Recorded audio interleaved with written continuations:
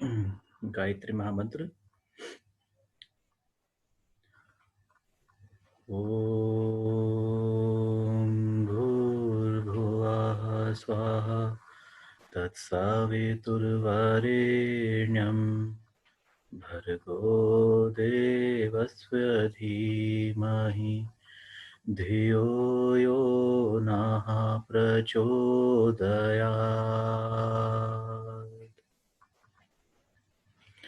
परम पूज्य गुरुदेव, वंदनीय माता जी की सूक्ष्म उपस्थिति में हमारे आदरणीय पंचकोश योग साइंस के आचार्य, हमारे मार्गदर्शक आदरणीय श्री लाल बिहारी बाबू जी की उपस्थिति में एवं हमारे सभी साधक भाई बहनों के साथ आज हम की कक्षा का शुभारंभ करते हैं। तो आज की कक्षा का दायित्व हमें दिया गया है मनोमय कोश के ऊपर कि मनोमय कोश क्या है और क्या इसकी रचना है, इसके इसका आध्यात्मिक और सांसारिक महत्व क्या है हमारे जीवन में, और हम किस प्रकार इसका परिष्कार करके इसे और अधिक शुद्धतम और अधिक बलशाली बना सकते हैं। तो आइए इस विषय पे हम आज की कक्षा शुरू करते हैं। तो आज की कक्षा में हम प्रयास करेंगे अपने परम पूज्य गुरुदेव के निर्देशन में अभी तक जो भी हमने ज्ञान प्राप्त किया है, जो अनुभव हुए हैं, जो भी साधनाएं हम कर पाए हैं और आदरणीय बाबू जी से मिलने के बाद से पंचकोश के मार्ग पे जो हम चले उसके विषय में हम बताने की प्रयास करेंगे।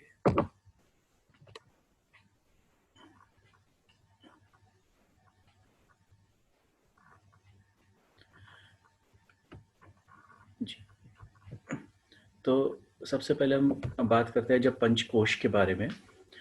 तो कोश, जब हम कोई भी व्यक्ति शुरू करता है साधनात्मक या फिर आध्यात्मिक पथ को और कुछ पढ़ना शुरू करता है तो है यह जानना शुरू करता है कि हमारी एक आत्मा होती है, उसके शरीर होते हैं, स्थूल शरीर, सूक्ष्म शरीर, और उसके बाद वह जानता है कारण शरीर। फिर आगे की कक्षा में पता चलता है कि ये पंचकोश भी होते हैं। तो मुख्य रूप से पंचकोश होते क्या हैं? पंचकोश आत्मा इस जीव जगत में 5 कोशों के आवरण में रहती है। ठीक उसी प्रकार जैसे कि एक तलवार एक मयान के अंदर रहती है, तो उस मयान के अंदर आप मान लीजिए कि 5 लेयर्स हैं जिसके अंदर वह तलवार रहती है और वहाँ पे वह रह करके वह प्रकार से उसका आवरण है। उसी प्रकार आत्मा का एक आवरण है, वह आवरण पंचकोश के रूप में जाना जाता है। तो इसको अगर हम बारीकी से देखें तो यह पता चलता है कि कोश ये का मतलब होता है आवरण, और मय, मय यानी कि बना हुआ, अर्थात अन्नमय, प्राणमय, मनोमय, विज्ञानमय, आनंदमय। तो इस प्रकार के अन्न, प्राण, मन, विज्ञान और आनंद से बने हुए आवरणों के बीच में रहती हुई आत्मा।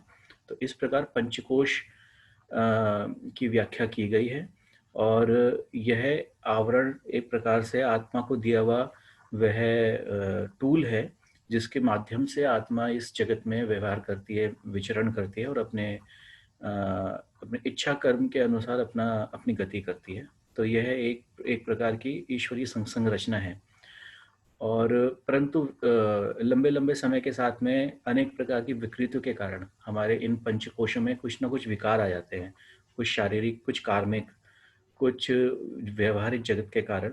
तो हमारे इन पांचों कोशों में अनेक प्रकार के विकार आ जाते हैं, जिन विकारों के कारण हमारी आत्मा का शुद्धतम स्वरूप प्रकट नहीं हो पाता, और आत्मा शुद्धतम अवस्था में रहने के बाद भी बंधन में पड़ के रह जाती है।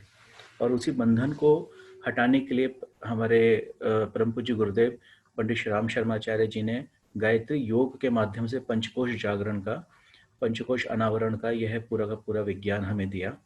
तो जिसके माध्यम से हम सभी पांचों कोशों के मल को, उनकी विशुद्धियों को एक एक करके हटाते हुए, उनका विकास करते हुए हम अपनी आत्मा के शुद्धतम अवस्था को पुनः प्राप्त कर सकते हैं।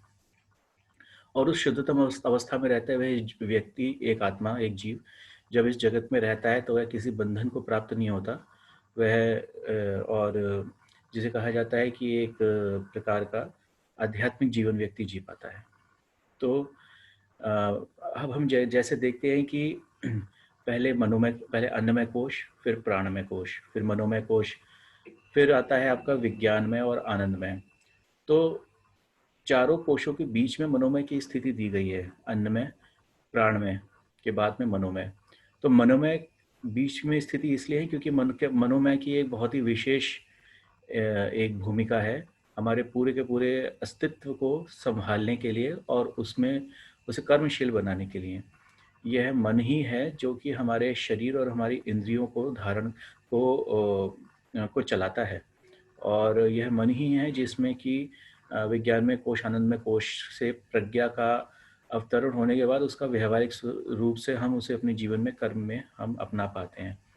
तो एक प्रकार से मनोमय कोश एक ब्रिज का काम भी करता है हमारे अन्नमय प्राणमय के जो नीचे के जगत हैं उनके साथ में और विज्ञान में और आनंदमय के उच्च जगत के बीच में एक ब्रिज का काम करता है मनोमय कोश। और ये ठीक उसी प्रकार है जैसे कि हमारे पंच तत्व होते हैं, पृथ्वी, जल, अग्नि, वायु और आकाश। तो इन चारों तत्व में जो अग्नि जो बीच में आ रहा है वह पृथ्वी और जल का रूपांतरण वायु में करने की क्षमता रखता है और इसी प्रकार उसे आकाश में भी, और उसका ही अगर उसको ही हम और कंडेंस कर दिया जाते हैं तो वह तत्व आकाश से आपका वायु से फिर अग्नि और जल और पृथ्वी तत्व में बदल जाते हैं। तो ये इसी प्रकार की संरचना है। मनोमय कोश का एक बहुत ही महत्वपूर्ण स्थान है और ऐसा कहा जाता है कि आज के समय में ज़्यादातर जो आध्यात्मिक व्यक्ति हैं जो किसी भी न किसी प्रकार के धार्मिक या आध्यात्मिक पथ पे चल रहे हैं, वह आजकल ज़्यादातर लोग मनोमय के स्तर पे हैं। और मनोमय के बारे में आदरणीय बाबूजी बार बार बताते रहते हैं अपने क्लासेस में कि ये एक प्रकार का बड़ा जाल है। मनोमय एक मायावी आवरण है और इस मनोमय के आवरण से निकलने में साधक को कई कई कई साल लग जाते हैं, क्योंकि इसके अंदर हमारे मन के ही अंदर के जो भंवरे हैं और मन के अंदर की ही जो षड्यंत्र हैं, इसके अंदर हमारे इंटरनल और एक्सटर्नल जो विकार जो इसमें कार्य करते हैं वह साधक को बार बार पकड़ के रखते हैं। तो अन्नमय और प्राणमय की बीमारियों को दूर करके उसे उसको एक शुद्ध अवस्था में और एक स्वस्थ अवस्था में लाने के बाद मनोमय की लड़ाई जीतना एक अपने आप में एक बड़ी चुनौती होती है। और आज के समय में जब हमारा आज का समय आप देखते हैं विज्ञान का और बुद्धि का युग है, तो ज़्यादातर चीज़ें जो है बौद्धिक हैं। हमारे मोबाइल पूरा पूरा हमारा लाइफ आजकल इंटरनेट और टेक्नोलॉजी पे इतना डिपेंडेंट है कि बिना बुद्धि का उपयोग करे, बिना उसकी जानकारी और ज्ञान को हासिल किए आज के समय में जीवन जीना एक तरह से ऐसा हो जाएगा कि एक आदिवासी की तरीके से अगर हम जी रहे हैं, कोई व्यक्ति कहे कि नहीं मैं आज के टाइम में कोई भी टेक्नोलॉजी को नहीं जानूंगा, नहीं उपयोग करूंगा, उसके बाद भी मैं एक आधुनिक जीवन जीने का प्रयास करूंगा, तो ये काफ़ी मुश्किल है। और हम भले ही एक सात्विक जीवन जिए, लेकिन जो आज का वातावरण है बौद्धिक युग का, उसको उसके साथ में कदम से कदम मिला के चलना आवश्यक है। और वह एक प्रकार का यह भी दर्शाता है कि आज का समय, आज का जो अधिकतर जो लोग हैं वह मनोमय कोश के स्तर पे जी रहे हैं। तो ऐसे में काफ़ी आवश्यक है कि हम सब अपने लिए और अपने जितने भी मित्र परिचित जन हैं उन सबको इस बारे में बताएं कि इस मनोमय कोश में, जिसमें कि आज आप और हम जी रहे हैं, उस मनोमय कोश का परिष्कार करना अति आवश्यक है। नहीं तो यह एक प्रकार का ऐसा भंवर है जिसमें हम गोल गोल घूम के अपने जीवन को नित्य रूप से समाप्त करते चले जाएंगे। मनोमय कोश को हम मन क्यों नहीं कहते? मनोमय कोश का मूल घटक होता है हमारा मन, जो कि हमारे संपूर्ण अस्तित्व का एक मुख्य इकाई है। इसके अलावा मनोमय कोश में होता है आकाशीय मंडल का मनस्तत्व एवं हमारे संपूर्ण शरीर में फैली भावनाएं। यह सब चीज़ें मिलकर के मनोमय कोश का पूरा एक निर्माण करती हैं, इस आवरण का निर्माण करती हैं, और इस कोश के माध्यम से हमारे पंचकोश आपस में गति करते हैं। मनोमय कोश का मुख्य जो क्षेत्र है वह है विचारणा का, भावनाएं करने का और इच्छा प्रकट करने का। इच्छा प्रकट करना अपने आप में एक ऐसा आत्मा का एक शक्ति है, एक मूलभूत शक्ति है, जिसके कारण ही ये संसार की पूरी गति हुई है। जिस प्रकार पर ब्रह्म ने इच्छा करी एक से अनेक होने की और इस पूरी सृष्टि का निर्माण हुआ, उसी प्रकार हमारा जो मूल आत्मा है, उस आत्मा ने जब मूलतः प्रथम बार इच्छा प्रकट करी कि मैं ब्रह्म से निकल कर के एक किसी न किसी प्रकार का इच्छा का उपभोग करना चाहती हूँ, तब जाकर के हमारे आत्मा का प्रकटीकरण हुआ और फिर उसके बाद में अनेक प्रकार की इच्छाएं और कर्म के बंधन में चलते चलते आज हम इस वर्तमान स्थिति में हैं। तो यह मूल क्षेत्र मनोमय कोश का है, विचारणा, भावनाएं और इच्छा का। और हमारी मनोमय कोश का जो प्रकटीकरण होता है वह होता है संकल्प और विकल्प से। वह संकल्प, शुभ संकल्प लेने वाला मन जो है वह है शक्तिशाली मन के रूप में कहा जाता है। और उसी शुभ और उसी शक्तिशाली मन, शुद्ध मन के द्वारा ही इस संसार में किसी न किसी सभी प्रकार की उपलब्धियां हासिल हुई हैं, सभी प्रकार के परिवर्तन हुए हैं शुभ संकल्प वाले मन के द्वारा ही। तो हमें अपने मनोमय कोश को इवेल्युएट करने के लिए नित्य रूप से यह देखना चाहिए कि हमारी विचारणाएं, भावनाएं और इच्छाएं अभी किस कैटेगरी में हैं, किस प्रकार की कैटेगरी हैं। जैसे कि योग पथ पे बताया जाता है आपकी सात्विक, राजसिक और तामसिक, इस 3 प्रकार की हमारी जो है अवस्थाएं होती हैं, 3 कैटेगरीज होती हैं। तो हमें नित्य रूप से इवेल्युएट करते रहना चाहिए कि अगर हमारा मनोमय कोश में, हम स्वाभाविक रूप से आज के जगत में ज़्यादातर लोग हैं मनोमय कोश के स्तर पे, तो हमारी इच्छाएं, हमारी भावनाएं और हमारी विचारणाएं वह किस स्तर की हैं। क्या वो अधिकतर तामसिक हैं, या फिर वह राजसिक हैं, या फिर वह राजसिक और सात्विक का मिक्सचर हैं। तो इससे निर्णय हम ले सकते हैं कि हमारे मनोमय कोश में अभी किस स्तर की और हमें साधनात्मक परिष्कार करने की आवश्यकता है। और ये निश्चित मानिए कि जब तक हमारा विचारणाएं, भावनाएं पूर्णतः सात्विक नहीं होंगी और जब तक हमारा संकल्प जो है वो शुभ संकल्प नहीं होगा, तब तक हम विज्ञान में और आनंदमय की कोशों में गति नहीं कर सकेंगे और हम अपनी आत्मा के मूल तत्व को नहीं प्राप्त कर सकेंगे। तो आइए आगे बढ़ते हुए देखते हैं कि मन, जो इस मनोमय कोश का मूल घटक है, वह मन के बारे में हम सब लोग जानते हैं। हमारा जीवन को चलाने का जो प्लेटफॉर्म है वह मन ही हमें दिया गया है। वही हमारे चिंतन को, हमारे व्यवहार को संचालित करता है और इसके बारे में जितनी बात भी की जाए उतनी कम है। एक धनुर्धारी के मन को अगर हम देखें तो वह एकाग्र, लक्ष्य पे एकाग्रता के साथ देखने वाला और इधर उधर के विचारों से अपने आप को दूर रख करके सिर्फ अपने लक्ष्य की तरफ देख कर निशाने लगाने वाला होता है। और इसके अलावा अगर हम किसी भी सड़क चलते हुए किसी भी घुमक्कड़ को देख लें तो वह आज कहीं इस सड़क पे निकल पड़ा, कभी उस सड़क पे निकल पड़ा, कभी कहीं चला गया, कभी कहीं चला गया। तो ईश्वर ने हमें प्लेटफॉर्म दिया मन के रूप में। अब ये हमारा अपना दायित्व है, ये हमारे अपने हाथ में है कि हम उस मन को कितना सुघड़ बनाते हैं और उसका हम कितना अच्छे से अच्छा सदुपयोग कर पाते हैं। मन मूल रूप से तो कहा जाता है कि इंद्रियों को संचालित करता है एवं शरीर को चलाने का काम ही करता है, परंतु ये मन ही है जो कि प्रज्ञा को भी धारण करता है और उस प्रज्ञा और शुभ संकल्पों के आधार पे एक शुभ कर्म करने का भी मादा रखता है। ये मन ही है। तो इसलिए कहा गया है कि मन जितना अधिक से अधिक सुघड़ होगा और मन हमारा जितना मजबूत होगा, जितना संयमित होगा, जितना एकाग्र होगा, जितना ताकतवर होगा, उतना बेहतर हम अपने जीवन को जी पाएंगे। एक उदाहरण लेते हैं एक घर में काम करने वाली गृहिणी को। हम ये देखें कि वह एक सामान्य से क्षेत्र में घर में अपना हाउस वाइफ जो होती हैं, काम करने वाली गृहिणी, वह भी जब मन लगा करके जब अपने घर का काम करती हैं तो उस घर में एक अलग ही निखार आता है। उस घर में सुव्यवस्था रहती है, स्वच्छता रहती है और उस घर में जो खाना जो मुख्य रूप से बनाती हैं वह सात्विक रहते हैं, वह आनंदित और स्वादिष्ट होते हैं।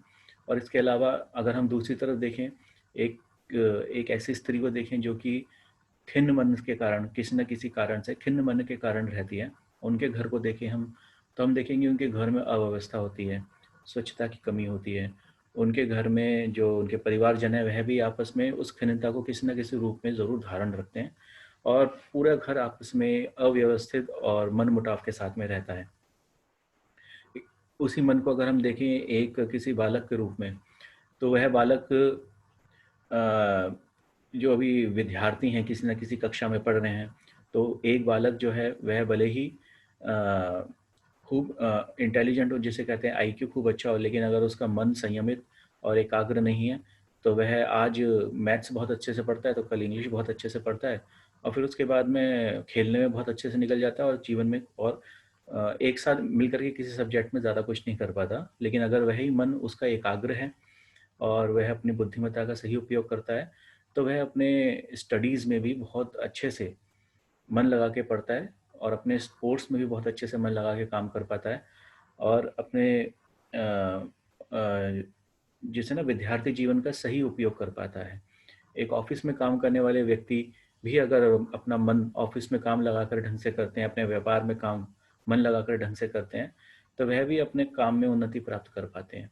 और मन नहीं लगा करके काम कर पाते हैं वो किसी न किसी कारण से, तो उनके जीवन में उन्नति की कहीं न कहीं कमी परसेंटेज में रहती है। जितना वह कर्म करते हैं, उसमें न्यूनता रहती है और उस कर्म के मिलने वाले फल में न्यूनता रहते हैं। तो इसलिए कहा गया है कि मन से कर्म लगाना अत्यधिक आवश्यक है और इसीलिए यह कहा भी गया है कि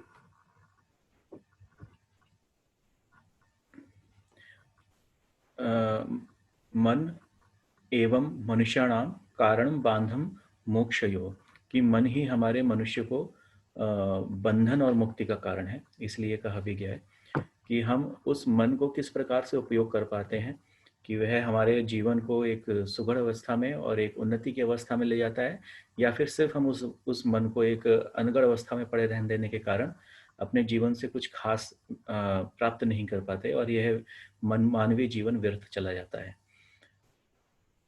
तो मूल बात यह है कि अगर हम अपने मन को स्वस्थ बनाने पर, अपने मनोमय कोश को स्वस्थ बनाने पर ध्यान नहीं देते, तो हम एक स्वस्थ शरीर तक प्राप्त नहीं कर सकते। आप स्वयं देखिए, अगर हम अपने मन में जब चाहे उठ के खा लिया, चटपटा खा लिया, अचार खा लिया, मन कर रहा है अचार खा लिया, मन कर रहा है पापड़ खा लिए, मन कर रहा है फास्ट फूड खा लिया, मन कर रहा है रात कभी भी सो गए, कभी भी उठ गए। तो इस प्रकार से अगर हम अपना जीवन जिएँ, तो हम अपने शरीर तक को स्वस्थ नहीं रह सकते। और उसी प्रकार अगर हम अपने मन में सद्विचारों को स्थान नहीं देते और हम जिसे कहते हैं कि आजकल के वातावरण के अनुसार अनेक प्रकार के कलुषित विचार अपने मन में रखते हैं, दूसरों के प्रति निंदा, द्वेष, खिन्नता, प्रतिस्पर्धा, अपने मन इस प्रकार की भावना अपने मन में रखते हैं, तो हमारा मन स्वच्छ और प्रसन्न भी नहीं रह सकता। तो हम व्यक्ति आज के समय में अधिकतर व्यक्ति नहीं हैं जो कि आध्यात्मिक मार्ग पे चलने की इच्छा रखते हैं और उस प्रकार का कोई संकल्प भी रखते हैं, लेकिन हर व्यक्ति अपना जीवन अच्छे से जीना चाहता है, एक हंसी खुशी और हंसी खुशी वाला, प्रसन्नता वाला, मौज मस्ती वाला जीवन जीना चाहता है। तो उन व्यक्ति के लिए भी अत्यंत आवश्यक है कि वह मनोमय कोश के स्तर तक अपने आप को निश्चित रूप से शुद्ध और विकसित अवस्था में रखें। अन्यथा वह अपने शरीर का, अपने साधनों का भी समुचित उपयोग, अपने समय का भी समुचित सदुपयोग नहीं कर पाएंगे। उन लोगों के लिए भी अत्यंत आवश्यक है कि मनोमय कोश के परिष्कार पे अवश्य ध्यान दें। मूल बात यह है कि मन में रस पैदा करने की तो शक्ति है, पर वह बिखरता भी रहता है। आज उसे टीवी देखने में रस आता है, कल उसे स्वाध्याय में रस आता है, परसों उसे घूमने में रस आता है, तो उसके बाद में उसे कहीं खेलने कूदने में रस आता है। तो हर चीज़ में मन को रस मिलता है, लेकिन किसी भी विषय में कुछ उपलब्धि प्राप्त करने के लिए उस विषय में निरंतर रूप से प्रयत्न करना, प्रयास करने की नितांत आवश्यकता है। तो इसलिए मन को एकाग्र करने से, मन को संयम साधने से मन को संयम साधने से ही मन की शक्ति का सदुपयोग होता है। तो इसलिए काफ़ी आवश्यक है कि हम अपने मन को एकाग्र, संयमित, एकाग्र और शुद्ध अवस्था में लाएं, जिससे कि हम अपने मन का समुचित सदुपयोग कर सकें और अपने शरीर का, अपनी इंद्रियों का, अपने कर्म का हम वास्तविक रूप से लाभ उठा सकें। यह काफ़ी इम्पोर्टेंट है। तो आइए सबसे पहले हम ये जानें कि वह क्या कारण है कि हमारा मन शुद्धतम अवस्था में नहीं है, क्या कारण होते हैं। तो इसके अनेक कारण हैं, इसके ऊपर परम पूज्य गुरुदेव ने भी अपनी पुस्तकों में विस्तार से बताया है। उनमें से सबसे कुछ खास जो मोटे मोटे कारण हैं उन पर आज हम चर्चा कर सकते हैं। तो उनमें से सबसे पहला है खाने का। जैसा खाएं अन्न वैसा बने मन। हम जिस प्रकार का अन्न ग्रहण करते हैं और जिस सोर्स से आया हुआ अन्न हम अपने शरीर में ग्रहण करते हैं, उसका सूक्ष्म तत्व हमारे मन के ऊपर छाप डालता है। हम कई घरों में देख चुके हैं जिन घरों में कुछ जैसे कि 2 लोग जो हैं वह अत्यधिक मिर्च मसाला, चटपटा और फ़ास्ट फ़ूड खाने की इच्छा रखते हैं और बाकी लोग जो हैं वह संतुलित संयमित भोजन खाने की इच्छा रखते हैं। तो उनके मन के स्तर में एक ही घर में रहने वाले लोगों के मन के स्तर में एक बड़ा गैप देखने को आता है। जिस प्रकार का क्वालिटी का यानी कि सात्विक, राजसिक और तामसिक जिस प्रकार की क्वालिटी का भोजन हम अपने शरीर में ग्रहण करते हैं, वह ना केवल हमारे शारीरिक स्वास्थ्य को प्रभावित करता है, बल्कि सीधा वह हमारे मन को इम्पैक्ट करता है और लंबे समय में वह भोजन हमारे मन को पूरा का पूरा परिवर्तन करने की भी का भी सामर्थ्य रखता है। हम अगर चाहें तो अपने जीवन में स्वयं अनुभव करके देख सकते हैं। कोई ढेर सारा चटपटा और मिर्च मसाले वाला खाना खाने वाले व्यक्ति को अगर हम स्वभाव देखें, तो वह निश्चित थोड़ा चंचल, व्यग्र, उग्र, एग्रेसिव रूप में निकल के आएगा और शांत, संतुलित और ये सादा भोजन करने वाले व्यक्ति का ना केवल शारीरिक स्वास्थ्य अधिक अच्छा दिखता है, बल्कि उसका मानसिक रूप से वह अधिक शांत और संतुलित रूप में नज़र आता है। और ख़ास तौर से अगर हम मनोमय कोश के परिष्कार की तरफ अगर हम कदम बढ़ा रहे हैं, तो हमारे लिए ये अत्यंत इम्पोर्टेंट है कि हम सबसे पहले अपने खाने को अ शुद्ध बनाने की, वो अपने खाने को और अधिक परिष्कृत करने की, उसे सात्विक बनाने की और इसे और अधिक पौष्टिक बनाने पर ध्यान दें।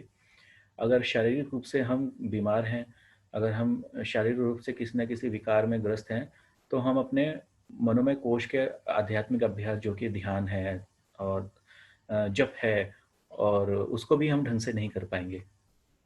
तो इसलिए वैसे भी जब भी हम पंचकोश साधना के दिशा में कदम बढ़ा रहे हैं, तो सबसे पहले अन्नमय कोश की साधना में हम अपने आहार पे ही संयम लगाते हैं और वहाँ तपश्चर्या, उपवास के द्वारा अपने शारीरिक शोधन पर ध्यान देते हैं। लेकिन अगर हमने पहले की कक्षाओं में हमने अधिक प्रयास नहीं किया, हमने अपने अन्नमय और प्राणमय कोश को की सफाई पे ध्यान नहीं दिया, उसके जो अभ्यास हैं आसन, उपवास, तत्व शुद्धि, तपश्चर्या, प्राणायाम, उनका हमने अगर अच्छे से अभ्यास नहीं करा, तो निश्चित रूप से हमारा मनोमय कोश की साधने की नींव हमेशा कमज़ोर रहेगी। हम चाह करके भी, प्रयत्न करके भी उतना अच्छा मनोमय कोश में उतनी अच्छी गति प्राप्त नहीं कर पाएँगे। तो इसलिए आवश्यक है कि हम अपने अन्नमय और प्राणमय कोश के अभ्यासों के द्वारा उनको एक स्थिर और संतुलित अवस्था में निश्चित रूप से लेकर के आएँ और उसके बाद और उसके साथ में ही हम मनोमय कोश के साधनात्मक अभ्यासों को हम नित्य रूप से करते रहें, तो निश्चित रूप से हमें उसका फ़ायदा होगा। खाने के द्वारा मन को अगर हम शुद्धता को अगर हम विकार अवस्था में ला सकते हैं, तो उसी खाने को अच्छा बना कर के हम अपने मन को शुद्धतम अवस्था में भी ला सकते हैं। इसी विषय पे परम पूज्य गुरुदेव ने हमें एक बहुत ही बड़ा एक एक स्पिरिचुअल टूल दिया है, उसका नाम है बलिवैश्य यज्ञ। बलिवैश्य यज्ञ के द्वारा हम अपने नित्य घर में बनने वाले भोजन को सीधा प्रसाद में, ईश्वर के प्रसाद में कन्वर्ट कर देते हैं और उसका एक मूल जो उसका वैज्ञानिक स्वरूप यह है कि जब घर में स्त्री भोजन बनाती है, तो बलिवैश्य यज्ञ के 5 मंत्रों का सबसे पहले उसी चूल्हे पर 5 आहुतियाँ चढ़ा दी जाती हैं। खाने की छोटी-छोटी गोली बना कर के, जैसे कि उसमें आटा ले लिया, उसमें थोड़ा-सा घी और थोड़ा-सा गुड़ मिला लिया और उसी चूल्हे पर सर्वप्रथम बलिवैश्य यज्ञ की 5 आहुतियाँ दे दी गईं और जब वह आहुति पूरी हो गई, तो उसके बाद में उस बची हुई राख को आप किसी गमले में रख लीजिए, किसी गमले में डाल दीजिए, वह खाद के रूप में काम आ जाएगी और वह पूरा का पूरा भोजन जो है वह अमृत स्वरूप, प्रसाद स्वरूप, ईश्वर का प्रसाद स्वरूप बन जाता है।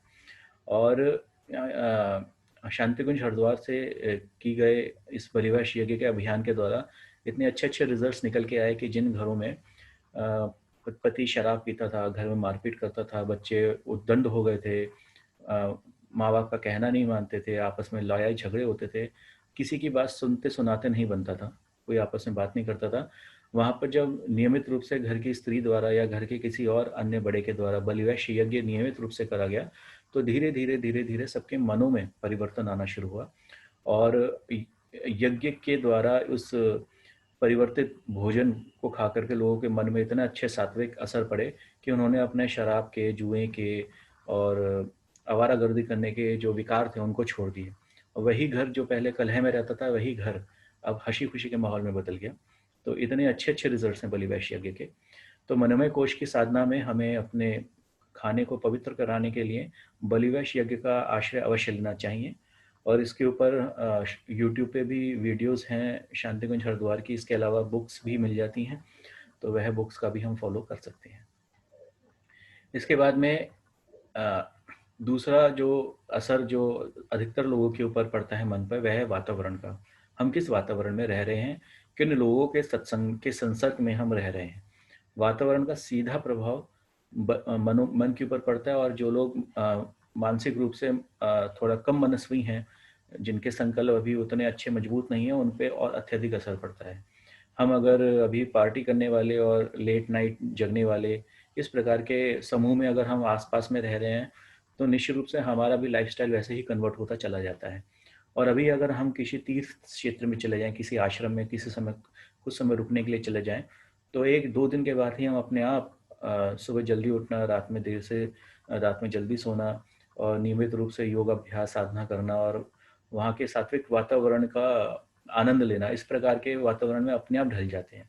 वातावरण का मन पे अत्यधिक प्रभाव पड़ता है। और ये सीधी सी ऐसी बात है कि आज का समय जैसे कि कलयुग का समय कहा जाता है।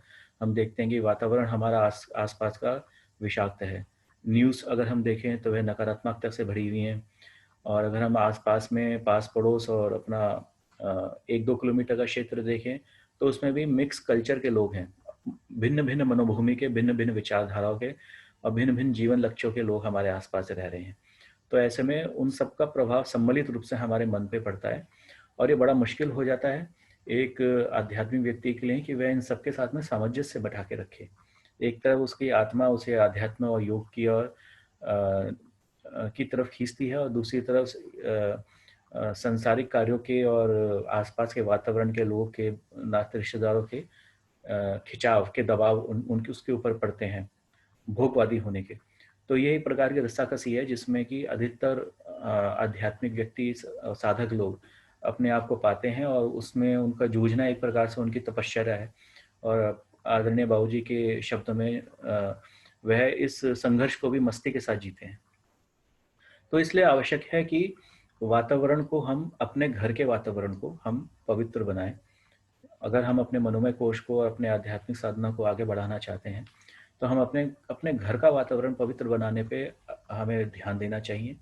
और इसके लिए ज़रूरी है कि हम अपने यहाँ नियमित रूप से जितना हो सके बलिवैश यज्ञ, गायत्री यज्ञ और इसके अलावा जो अन्य धार्मिक और आध्यात्मिक कर्म होते हैं, ईश्वर का भजन, ईश्वर स्मरण, सामूहिक स्वाध्याय और एक नियमित दिनचर्या, सुव्यवस्था, सहयोग और सहकार के द्वारा एक एक दूसरे का परस्पर प्रेम के साथ में रहना, इस प्रकार के सिद्धांतों का हमें अपने परिवार में पालन करना चाहिए, स्वयं को भी पालन करना चाहिए और लोगों को और अपने परिवारजनों को भी प्रेरित करना चाहिए।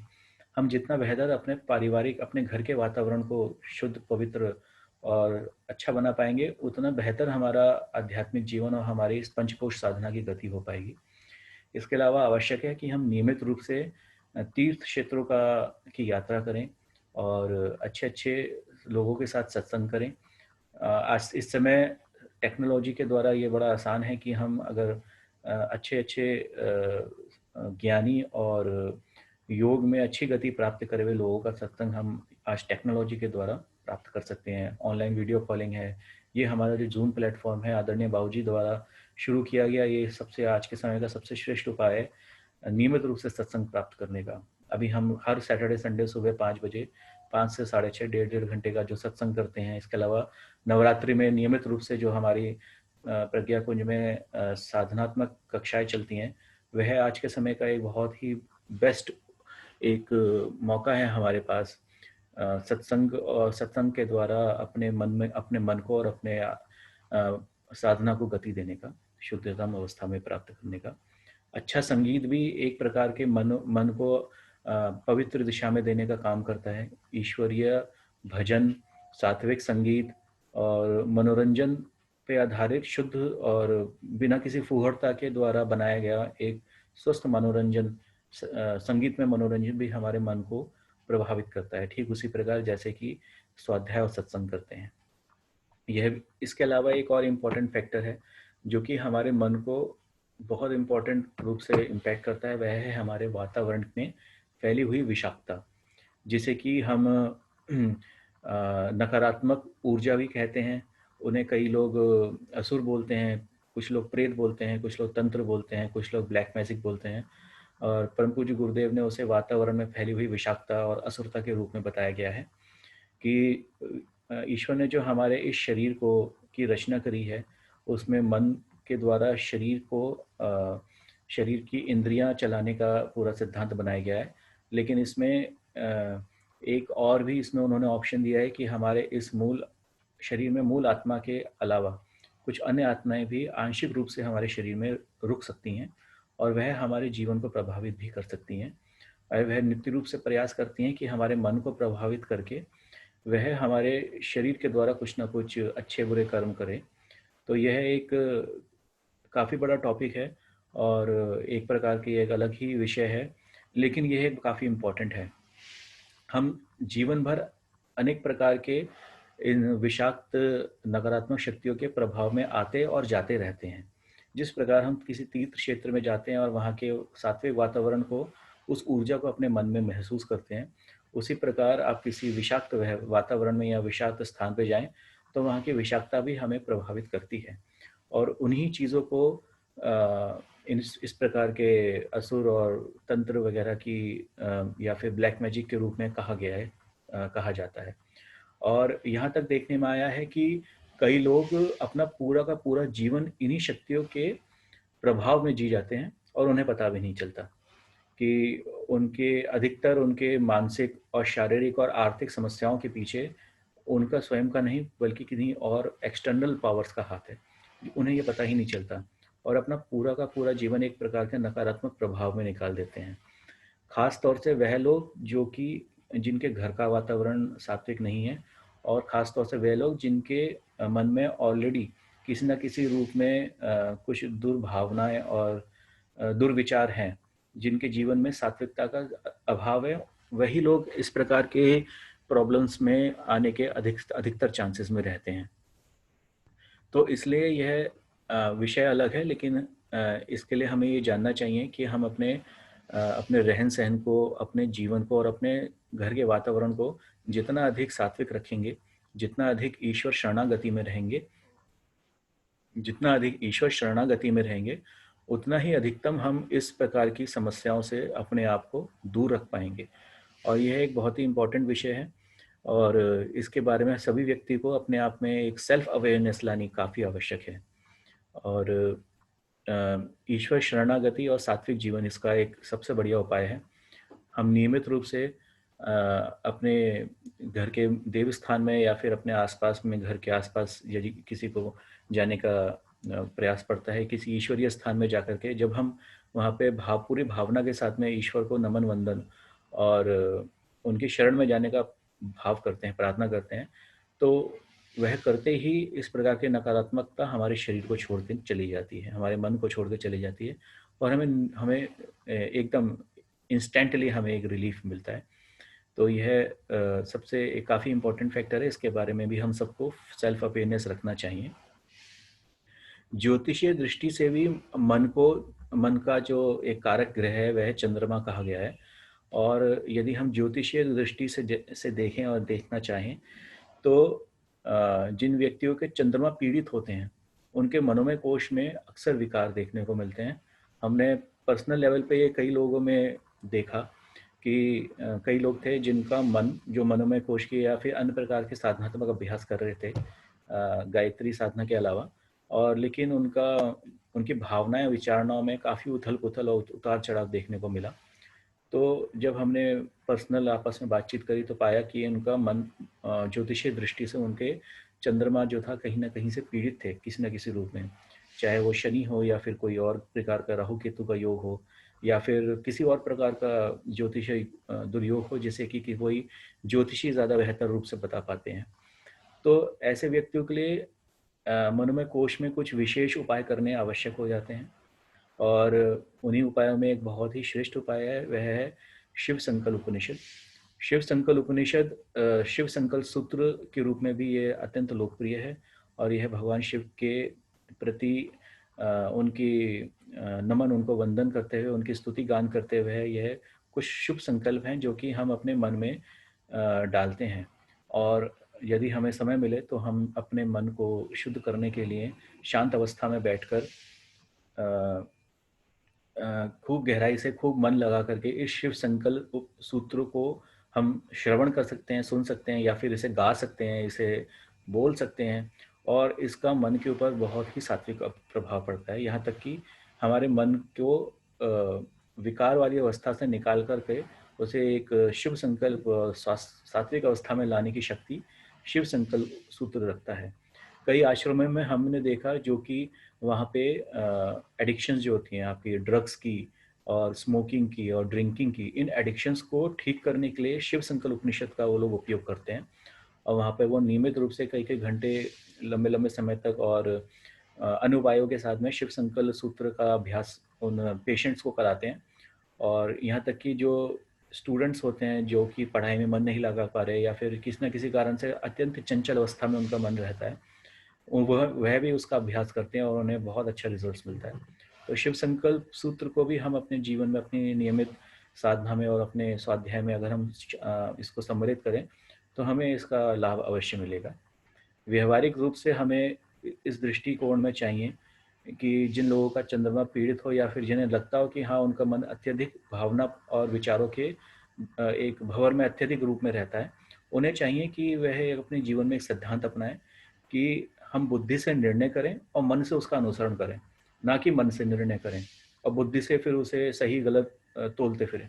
उनके लिए आवश्यक है कि हम अपने बुद्धि को निर्णय करने में उपयोग करें, बुद्धि में भी हमारा समझ का, विवेक का और प्रज्ञा का उपयोग हो, और फिर मन को कड़ाई से उसके अनुसरण में हम उसको लगाएं। तो यह हमको काफ़ी लाभ देगा। योग ग्रंथों में बताया गया है कि हमारे मन में जो मुख्य विकार जो रहते हैं, काम, क्रोध, लोभ, दंभ, दुर्भाव, द्वेष, ये हमारे पर्सनैलिटी की विकृतियाँ हैं, हमारे हमारे मनोमय कोश की विकृतियाँ हैं। और इन विकृतियों के कारण हमारा संपूर्ण जीवन दूषित रहता है। और ईश्वर तो गुण स्वरूप हैं। अगर हम अपने जीवन में दुर्गुण लेकर के चल रहे हैं, इस काम क्रोध के, दंभ द्वेष के, अगर हम अपने जीवन में अपने मन में इन प्रकार के दुर्गुण धारण किए गए हैं, किए रखे हैं, तो हम कैसे अपनी आत्मा को प्राप्त कर पाएंगे? वह संभव नहीं हो पाएगा। हम अपने मनोमय कोश को भी शुद्ध नहीं कर पाएंगे, अपने इच्छा और कर्म को भी शुद्ध नहीं कर पाएंगे। तो इन विकारों का शमन बहुत आवश्यक है। और इन विकारों के शमन के लिए परम पूज्य गुरुदेव ने गायत्री पंचकोश योग साधना मार्ग के द्वारा हमारे जो पंचकोशों के शुद्धिकरण का जो एक मार्ग दिया है, गायत्री पंचकोश योग साधना के द्वारा। तो जिसे कि हम गायत्री, आदरणीय बाबूजी गायत्री का क्रिया योग कहते हैं।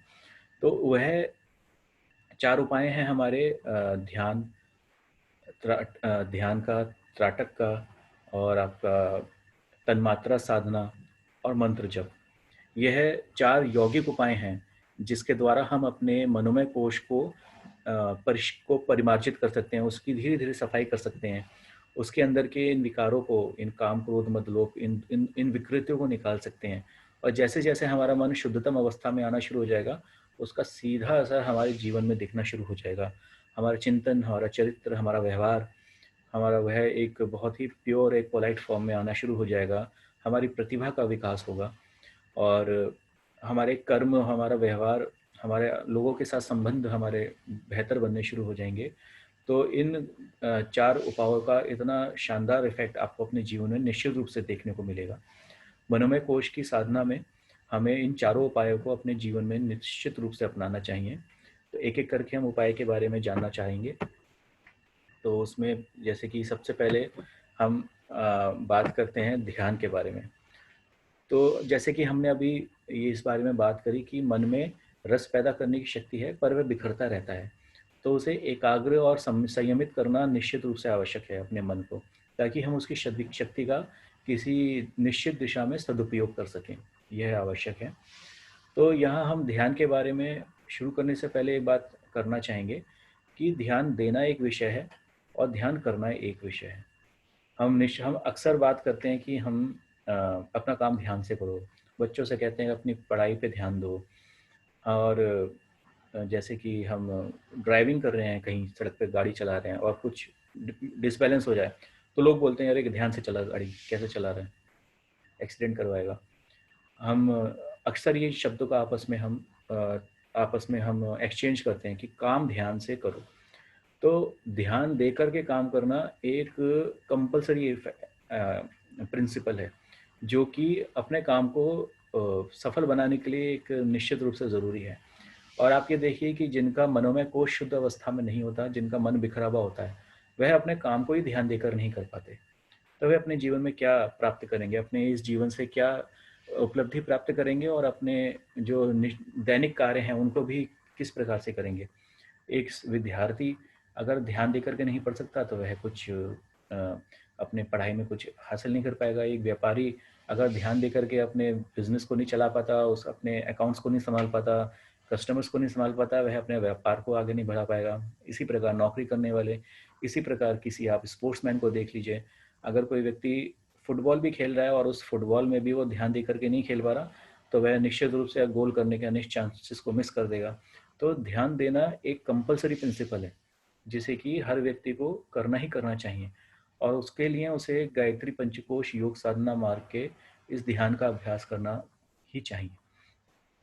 तो ध्यान करने के अनेक प्रकार के अभ्यास हैं। हम अपने विचारों को प्रत्याहार धारणा के द्वारा क्लीन करके और उनको संयमित करके, और पहले किसी वस्तु पे और किसी विचार पे ध्यान का अभ्यास करके हम धीरे धीरे अपने मन को एक ऐसी अवस्था में ला सकते हैं जिससे कि हमारा मन नॉर्मल डे रूटीन में भी बिखरा हुआ ना रहे।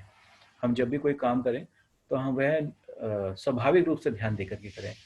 हमने चश्मा उतारा, कहीं रख के भूल गए, उसके बाद में ढूंढते फिर रहे हैं घर में कि अरे कहाँ गया कहाँ गया। फिर घर वाले बोलते हैं कि आप ध्यान से अपना काम क्यों नहीं करते हो, अपना सामान उठा के उधर उधर रख देते हो। तो इस प्रकार की अव्यवस्था भी हमारे जीवन में तभी आती है जब हमारा मन बिखरा हुआ होता है, हमारा मनोमय कोश अविकसित अवस्था में होता है, हम ध्यान देकर अपने स्वाभाविक कार्य को नहीं कर पाते। तो ध्यान की अनेक विधियां हैं, अनेक प्रकार के ध्यान के अभ्यास हम कर सकते हैं। जो लोग धार्मिक और आध्यात्मिक नहीं भी हैं, उनके लिए भी आवश्यक है कि अपना काम ध्यान देकर करें, और ध्यान देकर के काम करने के लिए उन्हें मनोमय कोश के इन साधनात्मक अभ्यासों को करना ही करना होगा, कि उसी प्रकार इसी से ही उनके जीवन में उन्नति संभव है। भले वो वैज्ञानिक हों, वो व्यापारी हों, वह किसान हों, या जीवन में कोई भी काम करने वाले व्यक्ति हों। ध्यान के अनेक प्रकार के अभ्यास हैं, जिसमें सांसों के ऊपर ध्यान किया जा सकता है, ओमकार के ऊपर ध्यान किया जा सकता है, और पूज्य गुरुदेव के कई सारे गाइडेड मेडिटेशंस हैं, 3 शरीरों के, पंचकोशों के, कुंडलिनी के, चक्रों के। तो उनके द्वारा गाइडेड मेडिटेशंस को भी हम उपयोग कर सकते हैं अपने ध्यान के अभ्यास के लिए। इसके अलावा एक बहुत ही उत्तम ध्यान है मौन। पूर्ण शारीरिक एवं मानसिक मौन भी एक प्रकार का बहुत सर्वोत्तम ध्यान है, जिससे कि हमारा मन काफ़ी स्पीड से शुद्ध होता है, एकाग्र होता है, और उसका विकास होता है। कहते हैं कि जब हम अपने मन में विचारों की गति को जब हम पूर्ण मौन के द्वारा जब हम उस पर बांध लगाते हैं संयम का, तो है वह मन बाहर भागने की जगह भीतर भागना शुरू करता है। और जब वो भीतर भागता है तो वो अपनी ही कचरों को, अपनी गंदी को, अपनी अपनी बीमारियों को उखाड़ उखाड़ के बाहर फेंकना शुरू करता है। और एक लंबे समय के अभ्यास में वही मन जो है, एक जो बिखरा हुआ था, वही मन केवल मौन, एक गहरे पूर्ण मौन के द्वारा, मौन के अभ्यास के द्वारा भी एक बड़ी अच्छी विकसित अवस्था में पहुंच जाता है। और कई सारे मनोवैज्ञानिक एक अभ्यास लोगों को करने को बताते हैं कि जो लोग अत्यधिक चंचल हैं और कोशिश करके भी ध्यान नहीं कर पाते, वह उनको एक अभ्यास बताते हैं। वह अभ्यास है कि आप किसी भी कुर्सी पे या किसी भी ऐसे अपने पलौथे लगा के अपने बेड पे, किसी भी ऐसी जगह पे सुखपूर्वक बैठ जाएं, जहाँ पे आप सुखपूर्वक बिना किसी परेशानी के बैठ सकते हैं। और वहाँ पे आप एक टाइम बांध लीजिए, 1 घंटा 2 घंटा, और उसी आसन में आपको बिना हिले रहना है। और कोशिश करनी है कि शारीरिक रूप से आप चंचल ना हो। भले ही आपका मन चंचल भागे, लेकिन आपको उतने लंबे समय तक शारीरिक रूप से चंचल नहीं होना है। तो वह लोग जब इसका अभ्यास शुरू करते हैं तो उनके लिए वह करना भी मुश्किल होता है कि वह 1 घंटे के समय के लिए भी एक जगह पे बिना हिले, बिना पैर की उंगली हिलाए, बिना हाथ की उंगली हिलाए बैठ सकें। लेकिन जब वह दृढ़ता के साथ में संकल्प इस अभ्यास को करना शुरू करते हैं, तो सर्वप्रथम उनको शारीरिक संयम सजता है, मतलब उनका शारीरिक चंचलता शांत होती है, और फिर उनकी मानसिक चंचलता के ऊपर भी लगाम लगना उनके लिए संभव हो पाता है। तो ये एक मनोवैज्ञानिक अभ्यास है, जैसे कि कई लोग कराते हैं और उसका फ़ायदा भी लोग उठाते हैं। तो बच्चों को भी ध्यान के किसी न किसी अभ्यास से अवश्य जोड़ना चाहिए। ख़ास तौर से कहा जाता है कि 10 से 15 वर्ष की आयु में बच्चों के मनोमय कोश का विकास होता है और इस समय बहुत अच्छा है कि हम बच्चों को किसी न किसी प्रकार के ध्यान का अभ्यास, मौन का अभ्यास, स्वाध्याय का अभ्यास हम बच्चों की शिक्षा में जोड़ें। घर में या स्कूल में या फिर किसी बाल संस्कार शाला में इन प्रकार के अभ्यासों का बच्चों को जोड़ा जाए, खेल-खेल में उनको सिखाया जाए, उसका लाभ बताया जाए।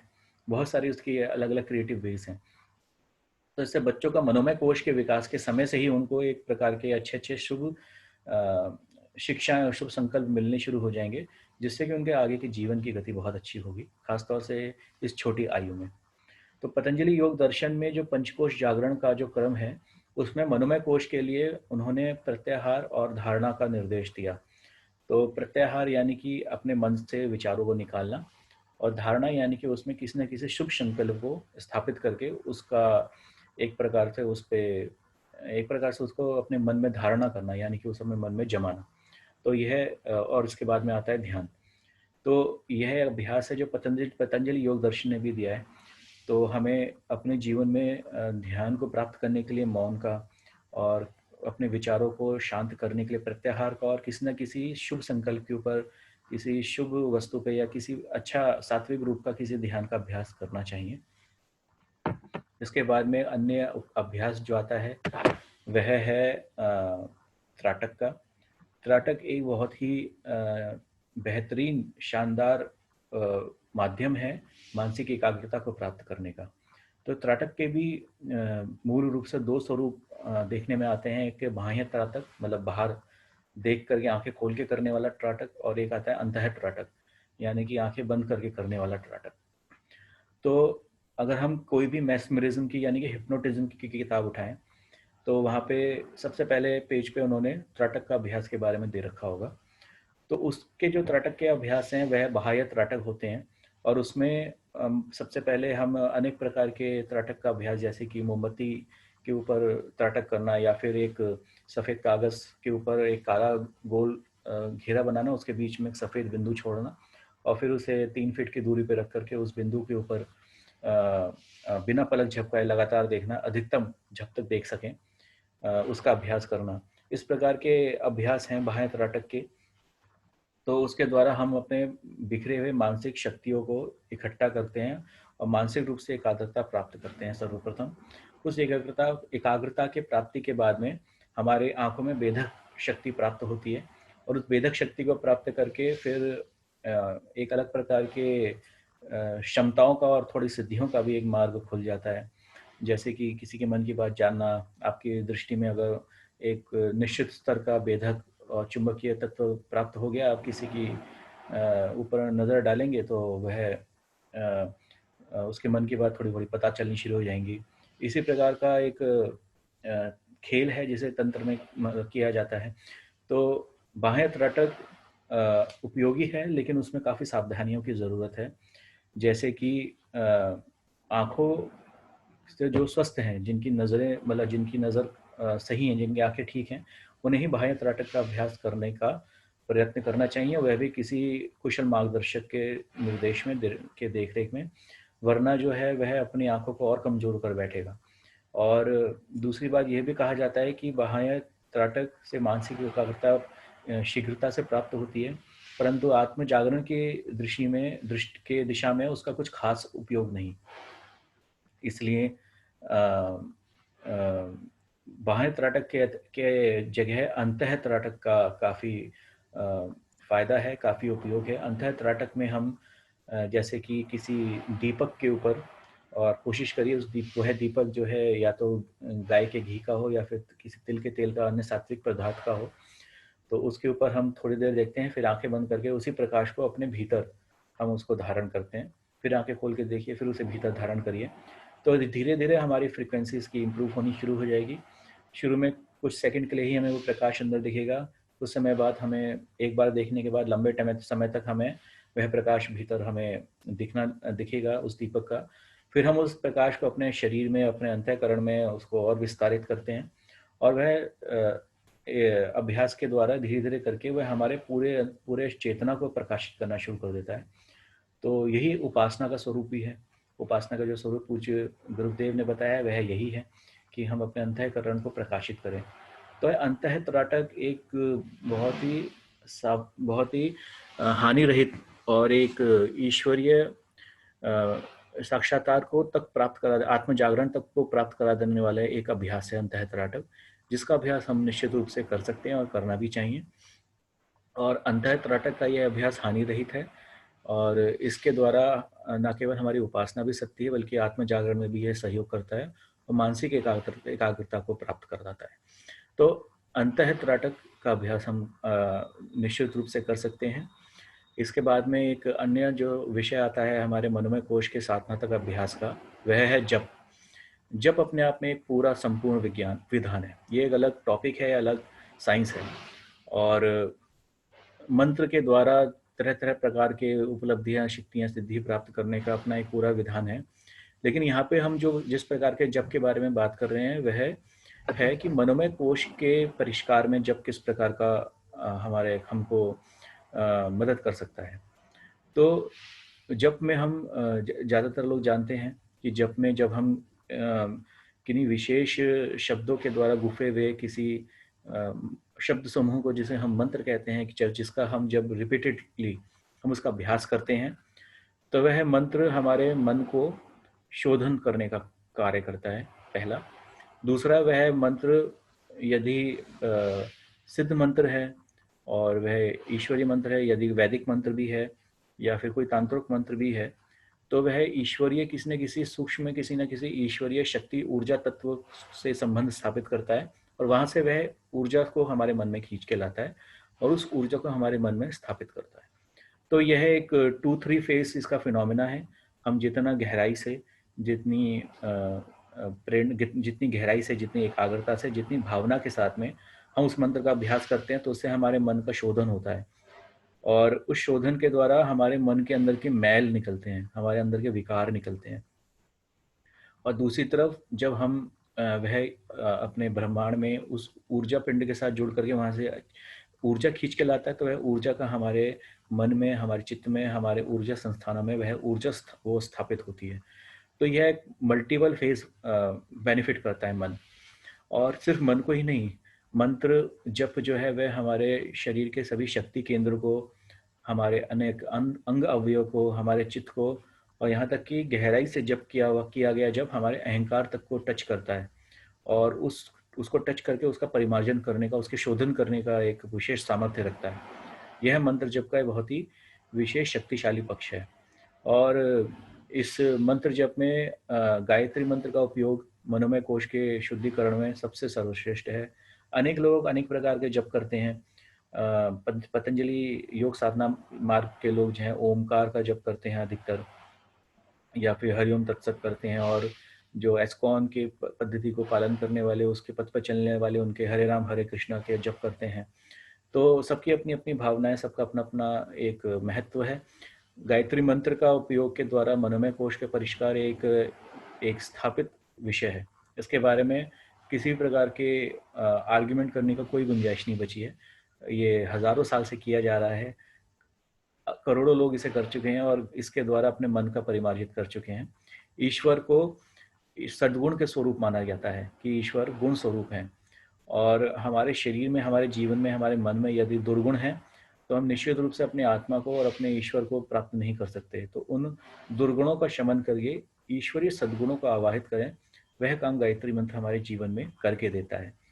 गायत्री के 24 अक्षर 24 अलग अलग सद्गुणों का प्रतिनिधित्व करते हैं, 24 अलग अलग ऋषियों को, ऋषि सत्ताओं का, 24 अलग अलग ईश्वरीय शक्ति का प्रतिनिधित्व करते हैं।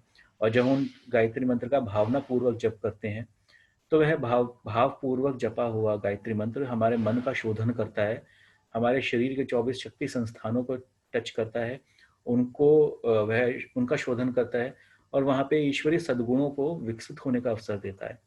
और धीरे धीरे पूर्ण श्रद्धा और पूर्ण भावना के साथ किया हुआ ये जप का और एवं अन्य योग साधनाओं का अभ्यास निश्चित रूप से एक दुर्गुणी मनुष्य को भी सद्गुणी मनुष्य में कन्वर्ट करने का, उसके अंदर देवत्व का विकास करने का सामर्थ्य रखता है। यह एक प्रूवन साइंस है।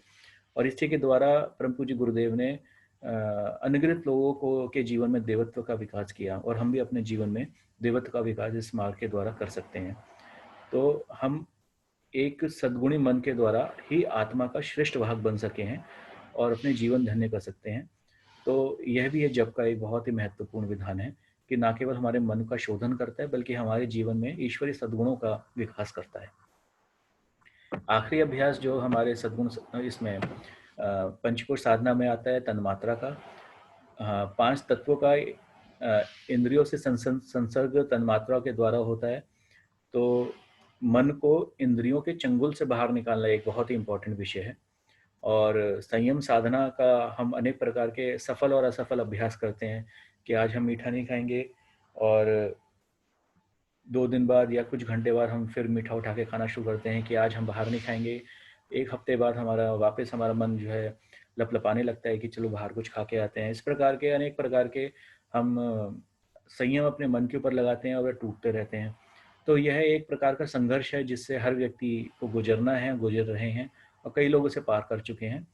तन्मात्रा साधना के द्वारा हम अपने मन को इस संयम साधना में अत्यंत बलिशाली बना सकते हैं।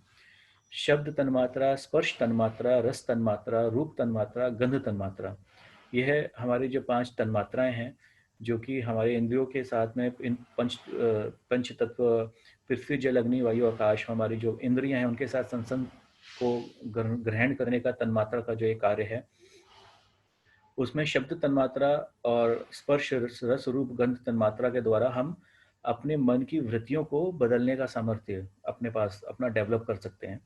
आदरणीय बाबूजी हमारे अक्सर एक रस तन्मात्रा का एक एग्जाम्पल देते हैं कि जब मन में कुछ खाने की इच्छा जगे तो उसे एक बार खाओ, और इतना जी भर के खाओ कि उसका एक एक स्वाद वह तुम्हें याद हो जाए, मेमोरी में याद हो जाए। और उसके बाद जब भी उसको खाने की इच्छा हो, जैसे कि आपको रसगुल्ला खाने की इच्छा है, आइसक्रीम खाने की इच्छा है, तो उसे एक बार खाइए, खूब तबीयत से जी भर के खाइए, और उसके एक एक उसके स्वाद को मेमोराइज कर लीजिए।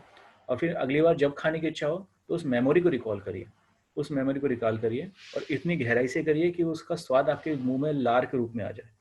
तो यह एक प्रकार का अभ्यास रस तन्मात्रा का है। इसके द्वारा आप ना केवल उस चीज़ को खाने के हानि से बच गए और आपका शारीरिक संयम सधा, बल्कि आपके मन को भी तृप्ति मिली।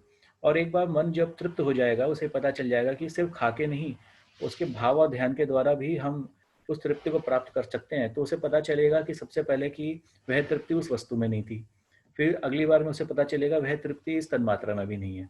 फिर वही मन जो है एक्सट्रोवर्ट की जगह इंट्रोवर्ट होकर के आत्मा की जगह अपनी तृप्ति और अपना आनंद ढूंढना शुरू कर देता है।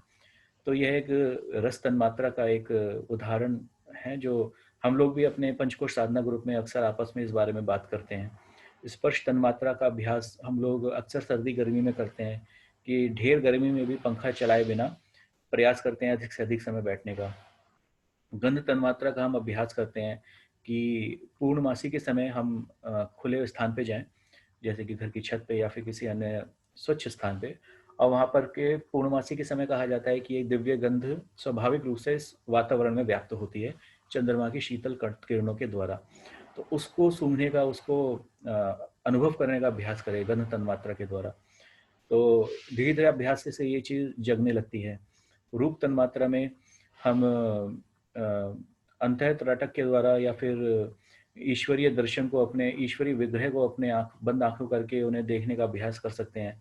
शब्द तन्मात्रा के द्वारा भी इस प्रकार की सभी तन्मात्राओं का अभ्यास हम अपने जीवन में किसी न किसी रूप में कर सकते हैं। और तन्मात्रा साधना, आदरणीय बाबूजी बताते हैं, तन्मात्रा साधना मनोमय कोश के परिष्कार के लिए सबसे इम्पॉर्टेंट, एक बहुत ही इम्पॉर्टेंट, बहुत ही स्ट्रॉन्ग टूल है, जिसके द्वारा हम अपने मन को संयम साधना में बलशाली बना सकते हैं।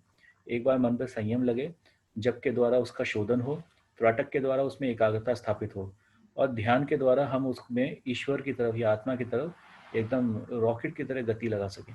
तो बहुत स्पीड के साथ में हमारा मनोमय कोश का जो ये पूरा क्षेत्र है पार हो जाता है। स्वाध्याय इसके साथ में चलने वाला एक निरंतर प्रोसेस है, जिसे कि कोई भी आध्यात्मिक पथ का साधक बंद नहीं कर सकता। किसी न किसी रूप में स्वाध्याय निश्चित रूप से चलते रहना चाहिए, भले ही हमें पढ़ने का टाइम ना मिले। आज के समय में यूट्यूब पे भी ढेर सारे अच्छे अच्छे स्वाध्याय के विषय हैं, खासतौर से हमारे पंचकोश साधना की ही कम से कम 300 साढ़े 300 से अधिक क्लासेस हैं। वह सुन सकते हैं हम जब भी समय मिले। अगर हमें पढ़ने का समय नहीं मिलता, हम अत्यंत व्यस्त हैं, हम अन्य प्रकार के आदरणीय अपने पूज्य गुरुदेव वंदनीय माता जी के प्रवचन हैं, इसके अलावा अन्य भी कई प्रकार के श्रेष्ठ जैसे कि ऑडियो और वीडियो क्लिपिंग्स हैं। स्वाध्याय हमें अपने जीवन में मनोमय कोश की साधना के लिए और अपने जीवन के विकास के लिए एक सतत चलने वाले अभ्यास के रूप में लेकर चलना चाहिए। तो इस प्रकार के अभ्यास अगर हम अपने जीवन में अपनाएंगे, पंचकोश गायत्री, पंचकोश योग साधना की ये ध्यान, त्राटक, जप और तन्मात्रा साधना के अभ्यास हम अपने जीवन में अपनाएंगे, नियमित साधनाएं, हर हर स्वाध्याय का हम का संकल्प अपने जीवन में रखे रहेंगे।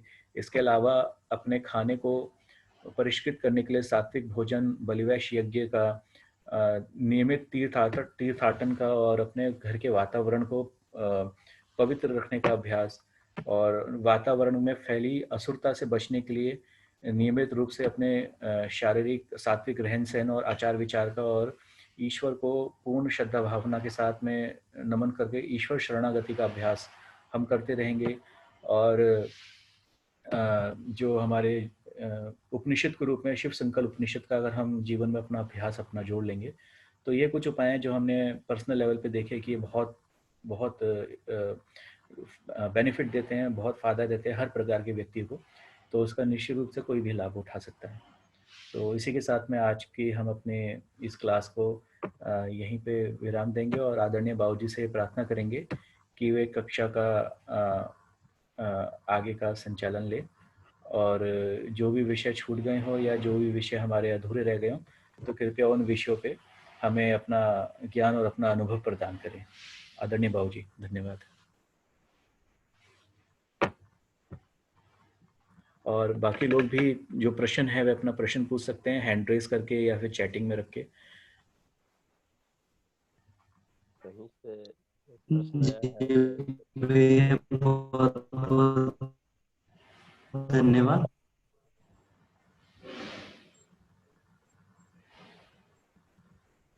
हाँ, देखिए अंकुर भैया कहीं से प्रश्न है, हैंड रेज जी, आप अनम्यूट कर सकते हैं। प्रज्ञा, आप अपने आप अनम्यूट कर लीजिए। ओके, प्रणाम प्रज्ञा भैया। शांडिल्य दीदी, आप अपने आप अनम्यूट कीजिए अपने प्रश्न से। कर लिया भैया, कर लिया। आवाज आ रही है क्या? जी, आ रही दीदी। प्रणाम भैया। भैया मेरा ना एक क्वेश्चन ये है कि मैं अपने स्कूल के बच्चों को गायत्री मंत्र लेखन करवाना चाह रही हूँ, और फिर ये चेक करना चाहती हूँ कि उनके मेमोरी और उनके कंसंट्रेशन, उनके डिसीजन मेकिंग पे क्या इम्पैक्ट पड़ता है आफ्टर 1 ईयर। तो मैं ये जानना, मतलब मेरे को खुद से भी प्रश्न है कि क्या गायत्री मंत्र करने से इम्पैक्ट पड़ेगा, या गायत्री मंत्र with concentration is very much important, कि कंसंट्रेशन के साथ ही होना चाहिए, उसी भाव के साथ ही होना चाहिए। तो इम्पैक्ट किस चीज का पड़ता है, कि उनके भाव का या उस मंत्र का? भैया समझ आया क्या क्वेश्चन? जी जी प्रणाम, आवाज आ रही प्रणाम है? बाबूजी। जी प्रणाम। देखिए जी, वो जब भी हम लोग कोई भी मंत्र जप करते हैं तो उससे दो तरह के वृत्त बनते हैं। एक को शब्द वृत्त कहा जाता है, एक को भाव वृत्त कहते हैं। तो शब्द वृत्त विशुद्ध रूप से वो पदार्थात्मक रिएक्शंस होते हैं, प्रतिक्रियाएं होंगी वाणुओं को, ध्वनियों का। तो बाबूजी, आपकी आवाज थोड़ी सी कम आ रही है बाबूजी। देखते हैं, इसको थोड़ा बढ़ा करते हैं, ये कुछ ठीक हुआ ये। ओम। जी, माइक थोड़ा नीचे है शायद। हाँ, तो देखिए इसमें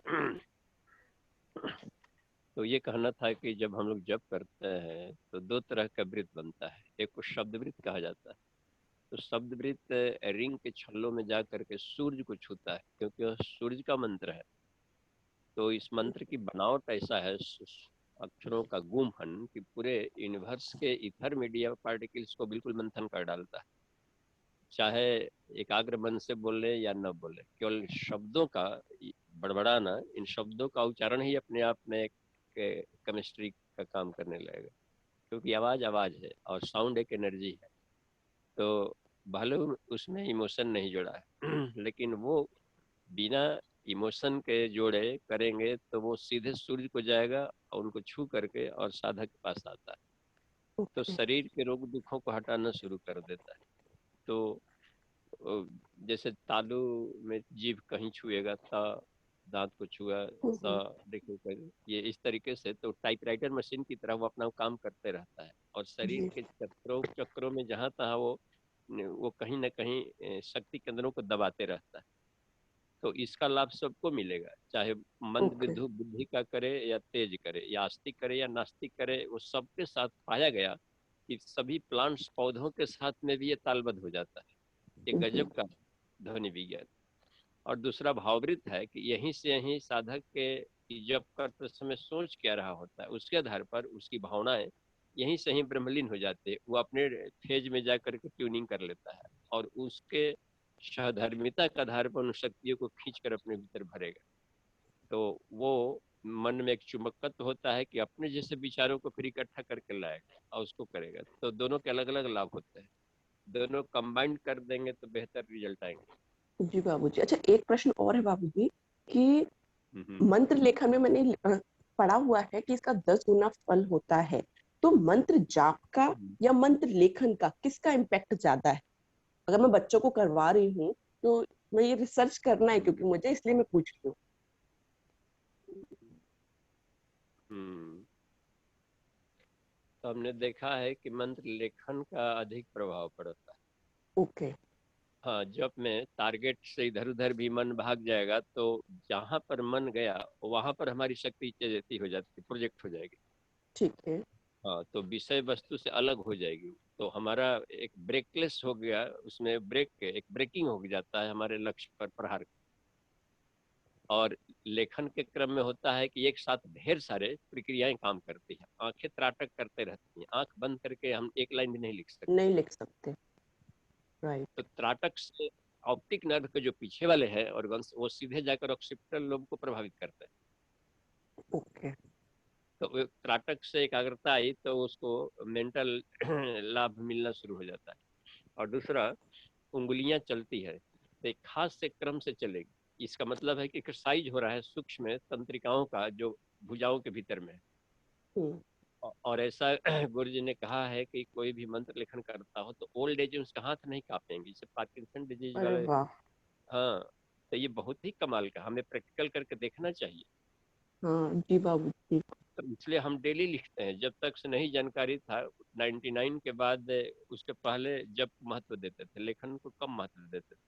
लेकिन हम्म। 1999 के बाद हमने एक भी खूब लिखा और हमेशा फिक्स डिपॉजिट में एक आध साल कुछ वर्ष आगे भी तक भी लिखे रहते हैं। तो ओके। वो बहुत कमाल का है। अच्छा, दूसरी बात, अच्छा तीसरा लाभ ये बनता है कि इसमें मन भी जुड़ा रहता है, तो मन भी एकाग्रता जुड़ी है। अच्छा, हाथों के पोरों से निकलने वाली जो इलेक्ट्रोस्टैटिक मैग्नेट्स है, चार्जेज, हम्म। वो आपके कॉपी में कलम में सब जा करके चार्ज कर देती है। हम्म। तो ये कॉपी जहां भी रखे रहेंगे घर में, वो पूरे घर हम्म। को तीर्थ मिला देगा। बढ़िया है। और इलेक्ट्रो होमियो की तरह जहां भी आप जाएंगे पृथ्वी पर, यहीं से वो लाभ देते रहता है। इसलिए कहीं मंदिरों में प्राण प्रतिष्ठा करनी होती है तो पहले लाखों करोड़ों मंत्र लिखवा करके मंदिर में रखे जाते हैं कि हम्म। कुछ नहीं तो इतना ऊर्जा उसमें भर जाए। हम लोग परिवार के सभी सदस्य लोग लिखते हैं, अपने कॉपियों को बंडल बना करके रेक पर सुरक्षित है लाल कपड़े में अपना लपेट करके रखे रहते हैं, कितना लिखेंगे पूरे लाइफ में। और पोते वगैरह देखेंगे कि देखिए दादाजी का हैंड राइटिंग है ऐसा वैसा, तो उससे प्रेरणा भी मिलती रहेगी। और बिल्कुल। हाँ, ये बहुत बढ़िया है लेखन के, तो इसलिए कहा गया है कि 10 गुना लाभ मिलता है। और अटपटे मन से भी लिखेंगे तो त्राटक तो हो रहा था और उंगलियां तो एक्सरसाइज कर रही थी, जी। और ध्वनि विज्ञान अपने ढंग का बिजली निकालेगा और उंगलियों के पोरों से वो आसपास के एटमॉस्फेयर में जाएगा। तो इसलिए कहा गया है, एक श्लोक है कि जपात मंत्र से संसिद्धि, जप करने से मंत्र सिद्ध होता है। और यज्ञात प्राण शरीर मंत्र, मंत्र से बोल करके और हवन किया जाए किसी भी मंत्र का, तो उस मंत्र में प्राण आ जाता है, हम्म। जब करेंगे तो सिद्ध होगा। और अति प्रकाशवान शैव मंत्र भवति लेखनाथ, मंत्र का लेखन किया जाए तो आत्मा में प्रकाश जाता है सिद्ध। ओ, तो प्रयोग करा के देखा जाना चाहिए। हमने करा करके देखा है, मंद बुद्धि के छात्रों में एक गजब का, अपने बलबूते बिना ट्यूशन के आगे बढ़ते देखे गए। बहुत अच्छा, फिर तो मतलब अच्छा है यानी कि। बच्चों पर वर्कलोड ना पड़े दीदी, इतना ऐसा कीजिएगा कि बच्चों पर वर्कलोड ना पड़े, तो उनको बहुत थोड़ा सा टास्क दें कि 11 बार केवल मंत्र लिखें जी बाबू। और डेट दे करके प्रणाम करके रख दें, और उसके बाद जस्ट होमवर्क करना शुरू कर दें, आगे ओके। पीछे नहीं, तुरंत। तो ओके। पाएंगे कि कुछ अधिक मेमोरी पावर बढ़ा हुआ है। जी जी। तो हाँ। बाबू जी, लास्ट एक और क्वेश्चन कर रही हूँ, क्योंकि मैंने ये पीएचडी के लिए रिसर्च टॉपिक लिया है, गायत्री मंत्र लेखन, उसका बच्चों में इम्पैक्ट, तो इसके लिए रेफरेंस बुक में कहाँ से ले सकती हूँ? रेफरेंस बुक कुछ गुरुदेव के साहित्य अभी विश्व में एकमात्र ऐसे हैं जो कि इंसाइक्लोपीडिया लेवल के हैं। तो जिसमें उस एक तो वांग्मय 15 में 13 वाले में मिलेगा जब का पूरा विज्ञान, गायत्री ठीक है। महाविज्ञान में मिलेगा, उसमें फोटो भी बता कर देख करके बताए गुरुदेव ने कि शरीर के कौन कौन अंगों में इन अक्षरों का क्या प्रभाव पड़ता है। ठीक। तो इनके साहित्य अधिक हैं, और बाकी जो अक्षरों इसमें उपनिषद में मिलेगा, अक्षमाली को उपनिषद में मिलेगा कि ओके। हर अक्षर का अपना अलग ही साइंस होता है, उसका अर्थ जाने या ना जाने, उस साउंड केवल फोनेटिक साउंड है, आकाश में फेंक दिया गया तो अपने ढंग का कोहरा मचाना शुरू कर देता है। ओके। तो किस अक्षर का क्या अर्थ होता है और क्या अपना रसायन का लाभ देता है, ये आप देख सकते हो वहाँ पर। जी थैंक यू सो मच बाबू जी, प्रणाम। जी, ओके, थैंक यू।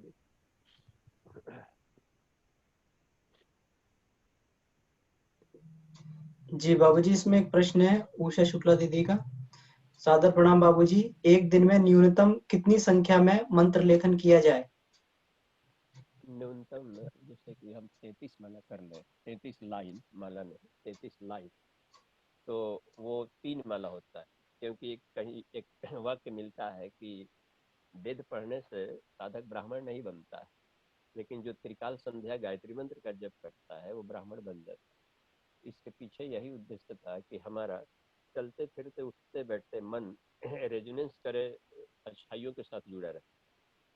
तो 3 माला सुबह दोपहर शाम को पूज्य गुरुदेव ने एक नया दृष्टिकोण दिया अभी के लिए कि पता नहीं दोपहर में हम कहाँ रहेंगे, स्कूल कॉलेज में रहेंगे, मार्केट में रहेंगे शाम को या दोपहर, तो क्यों नहीं सुबह में ही 15 मिनट जप कर लिया जाए और सविता का ध्यान किया जाए।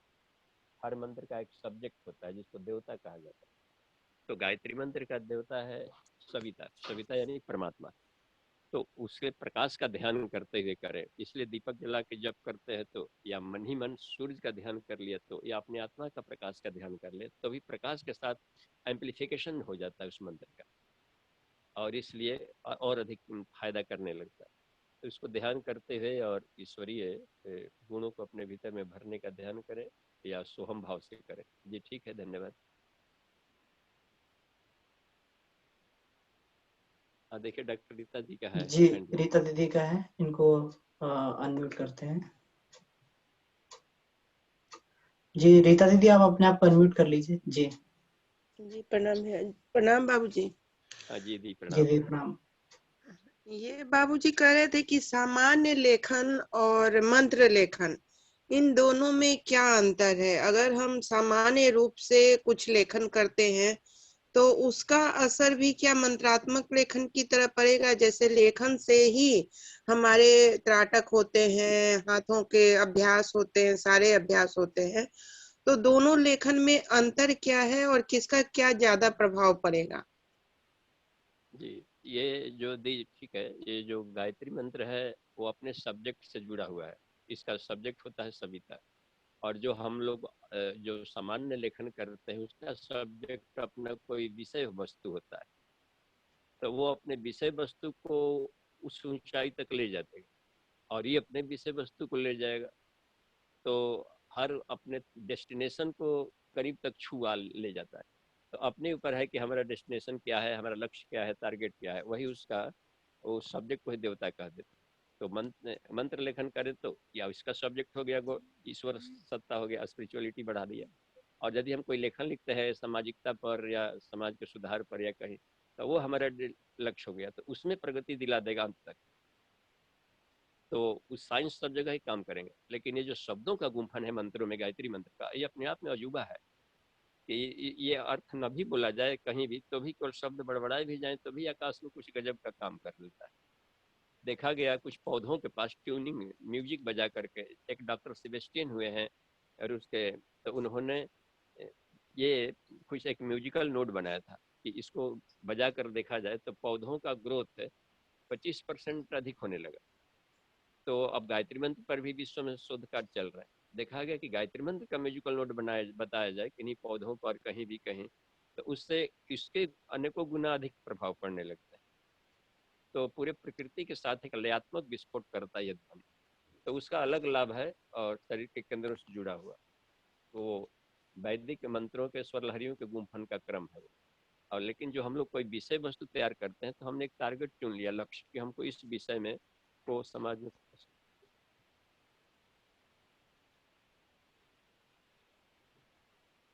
जी ठीक है, तो ऐसा है ये। जी दीदी, यहाँ पर कुछ और लोग हैं तो थोड़ा बोले कि साउंड कम रखें। जी तो हाँ जी ठीक है, धन्यवाद जी, प्रणाम बाबू। जी, और कोई भी अपना प्रश्न पूछना चाहते हैं तो अपना हैंड रेज कर दीजिए। आशीष जी हैं गोरखपुर से। जी भैया, आप अपने आप को अनम्यूट करें, अपना प्रश्न पूछ सकते हैं। बाबूजी प्रणाम। जी प्रणाम। बाबूजी एक ब्रह्म विद्या खंड में पढ़ा था,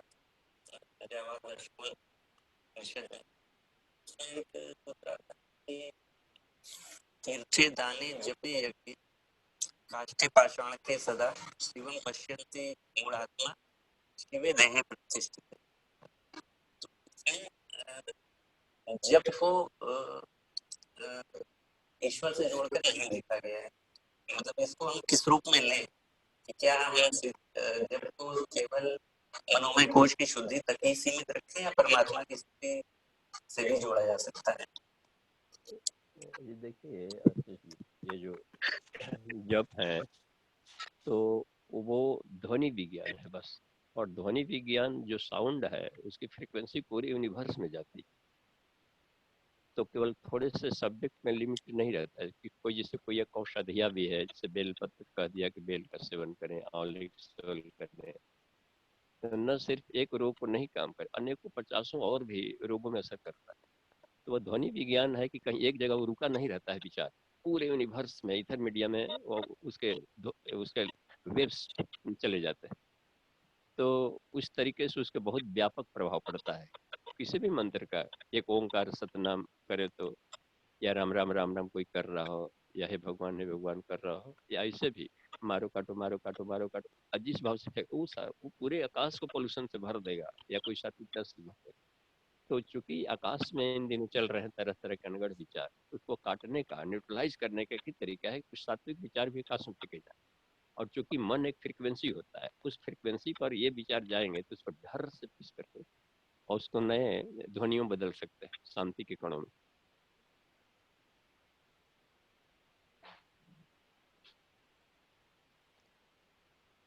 हाँ जी जी बाबूजी, धन्यवाद, प्रणाम।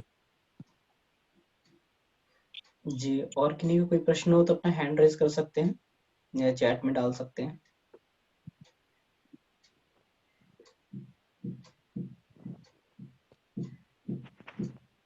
जी, अभी 5-6 मिनट का समय है हमारे पास में।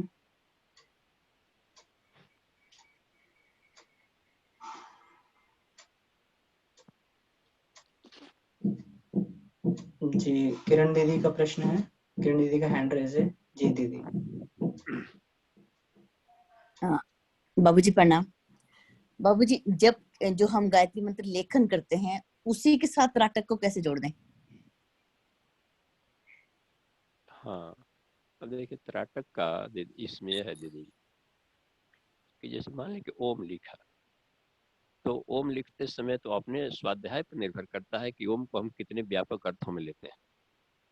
तो यदि हम ओम के गायत्री मंत्रार्थ में कोई पढ़े होंगे तो ओम के अनेकों अर्थ दिया है पेनाइट, तो उन अर्थों में जितनी गहराई तक हमारी इजात शक्ति हो उतना उसमें त्राटक होगा। अंत इसको बोलते हैं ये कॉन्सेप्ट त्राटक। अब जैसे संत नानक देव ने एक ओंकार सतनाम निर्भय निर्भव और उसमें कह दिया निर्विकार है, तो उतने गहराई तक यदि हम जाएं और वो हमारे भीतर में वो चेतना भरी पड़ी है, तो हमारा इस तरीके का विचार चलेगा, उदार प्रकृति होती जाएगी कि हमारे थॉट, हमारे विचार, भावनाएं बिल्कुल ही निर्विकार और निर्भय होकर के आकाश में दौड़ेगी। तो ये त्राटक उसकी आत्मा तक हमें जोड़ देता है। तो कितना अधिक स्वाध्याय किया गया है, उसके गहराई में गया गया, उस कॉन्सेप्ट क्लियर है, उतना ही दूर तक साधक का कंसंट्रेशन जाकर वहां लाभ ले सकता है। इसलिए अहरह स्वाध्याय का कि रात दिन हम स्वाध्याय करें, यानी अपने आत्मा के करीब पहुंचने का कोशिश करें, और जितने आत्मा करीब पहुंचेंगे उतना ही व्यापक होते जाता है साधक, क्योंकि वो आत्मा सर्वव्यापी है, ईश्वर सर्वव्यापी। तो अब जितना ही उसके हम करीब पहुंचेंगे तो हमारी सर्वव्यापकता बढ़ते जाती है। तो ये होता है त्राटक का उद्देश्य कि कितनी गहराई में जाकर छुआ गया, आत्मा तक छू लेता है ये त्राटक। ये पॉइंटेड बनाता है मन को, और जहां मन पॉइंटेड होगा तो उसकी गति तो रुकेगी नहीं, तो वो गति उस डायरेक्शन में अब सीधी जाना शुरू कर देगी। और डेविएटेड रहेगा, डाइवर्टेड, तो इधर उधर जाएगी तो हम गहराई में नहीं जा सकते, तो होल लाइफ बीत जाएगा, हम सत्य को नहीं पा सकते। बाहर वाला जो लेयर है वो रिलेटिव ट्रूथ है, वो हिरण्मय न पात्रेण सत्य साम अभिहितम मुखम, जो कहा गया है कि सत्य का जो मुख है वो ढका हुआ है, और उसको अनावृत करने का वो उसमें साधक प्रार्थना करना। जी, एक और प्रश्न है, रिटर्न में है, पढ़िए तो। जी, इसमें जो है प्रश्न है, बाह्य त्राटक के क्रम में ज्योति त्राटक एवं नासाग्र त्राटक जो गीता जी में भगवान ने बताया है, इन दोनों में क्या अंतर है? ये केवी दुबे जी का प्रश्न है बाबूजी। देखिए, ज्योति त्राटक हमेशा बेहतर रिजल्ट देगा, और नासिकाग्र इसलिए कहा गया है कि नाक पर जो करते हैं सांभवी मुद्रा है, तो ये हठ योग के अंतर्गत आ जाएगा, और ज्योति त्राटक विशुद्ध रूप से राजयोग के अंतर्गत जाता है। तो कोई भी उसको साधक ध्यान कर सकता है। तेजो वैसा ईश्वर ज्योति के रूप में है, ब्रह्म सूर्य समम ज्योति, तो आत्मा को भी अंगुष्ठ मात्र ज्योति पुरुष के रूप में ध्यान करे, तो वो एक सार्वभौम वो बन जाती है, इनलाइटेड होता है व्यक्ति, तमसोमा ज्योतिर्गमय।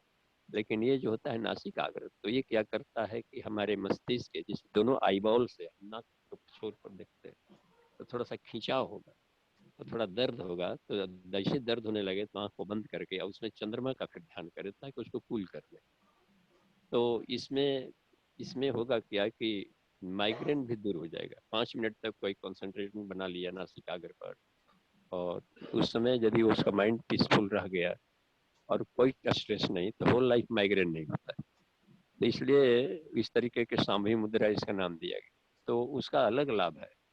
और गंध चूंकि यहाँ पर है, तो गंध जो की साधना बन जाती है, तो ये सुगंध दुर्गंध के बीच में रहते हुए भी इन दोनों से निष्प्रभावी होकर एक आध्यात्मिक गंध को साधक पा लेता है। तो ये उसमें बात। जी बाबूजी, डॉक्टर कविता जी का प्रश्न है, जो लोग इस आध्यात्मिक मार्ग से नहीं, बट उन्हें क्या कहकर जप करना सिखाएं? हाँ, तो उनको जो विषय, देखिए, जो आध्यात्मिक नहीं होते तो उनको कोई विषय जरूर प्यारा होता है। तो चूंकि ईश्वर सर्वव्यापी है, तो उनको अपने इंटरेस्ट के विषय में गहराई में क्यों ले जाए।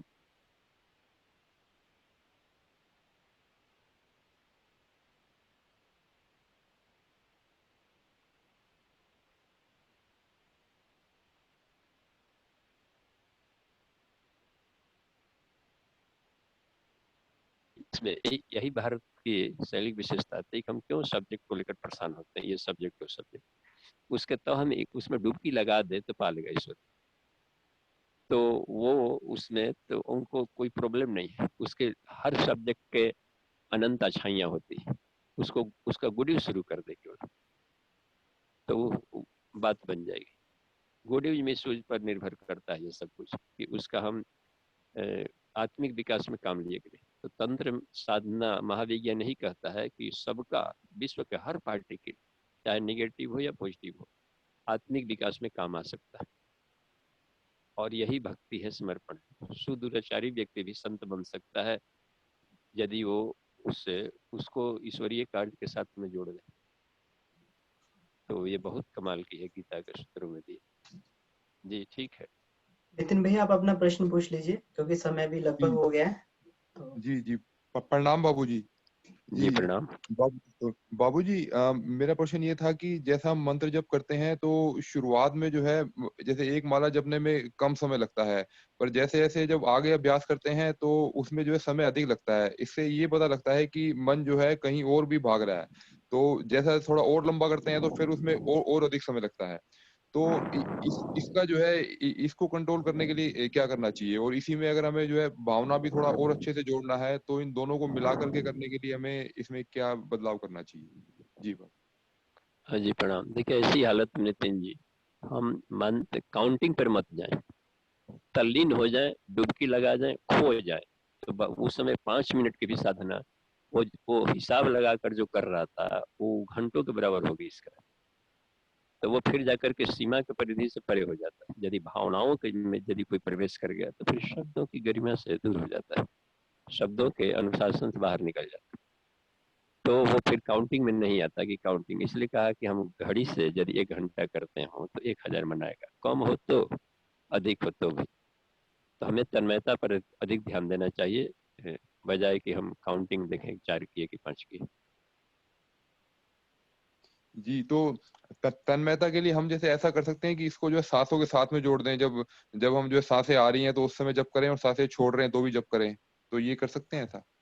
बिल्कुल, इसलिए कि सोहम साधना को 24 घंटे करने का आदेश है। नहीं भी करेंगे तो जीव तो हमारे साथ सांस ले रहा है, छोड़ रहा है, केवल उसमें सजगता जोड़ देनी है। तो हो गया अजपा गायत्री। जी, धन्यवाद जी बाबू। ठीक है। हाँ जी, शांति पाठ किया जा सकता है। मन जी थैंक यू, प्रणाम, आभार सब लोगों का। जी बाबूजी शांति पाठ करते हैं।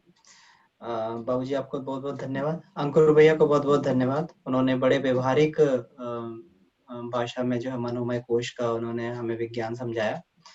तो सभी पार्टिसिपेंट्स को धन्यवाद। शांति पाठ। ओम शांति शांति शांति। समाप्त।